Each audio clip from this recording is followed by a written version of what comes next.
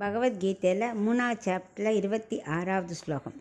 ந புத்தி பேதம் ஜனயேத ஞானாம் கர்ம சங்கினாம் ஜோஷயேத் சர்வ கர்மாணி வித்வான் யுக்தக சமாச்சரன். இப்போ இதுக்குள்ள அர்த்தத்தை பார்க்கலாம்.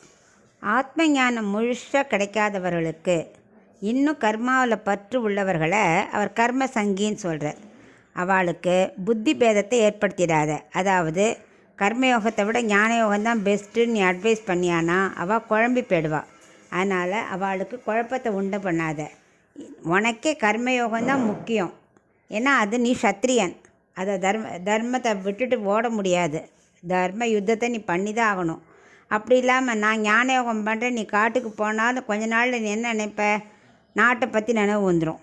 அச்சோ, மக்கள் எப்படி இருக்காளோ, கஷ்டப்படுறாளோ, துரியோதனன் என்ன தப்பு பண்ணுறேன்னு இருக்கானோ, எப்படி ஆட்சி புரியிறானோ, இப்படி ஒரு எண்ணம் தோன்ற ஆரம்பிக்கும்.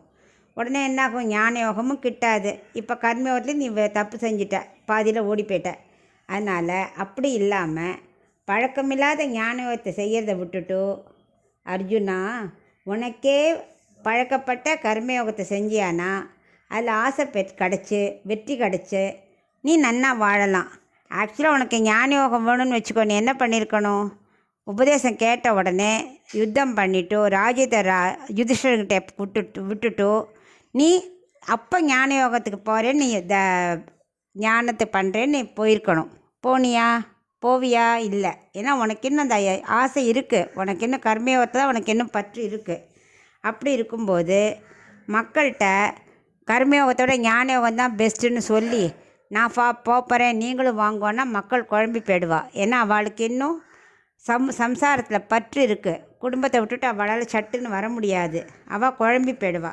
ஸோ நீ குழப்பாத. அவளுக்கு என்ன பண்ணணும்? ஞானயோகம் இருக்கிறவாளும் கர்மயோகத்தை பண்ணி தான் ஆகணும். அதனால் கர்மயோகத்துலேருந்தே ஆத்ம சாட்சாத்காரம் கிடைக்கும் நீ சொன்னியான்னா மக்கள் ரொம்ப சந்தோஷப்படுவா. அதுக்கு நீ முன் உதாரணமாக இருந்து காட்டு அப்படிங்கிறார்.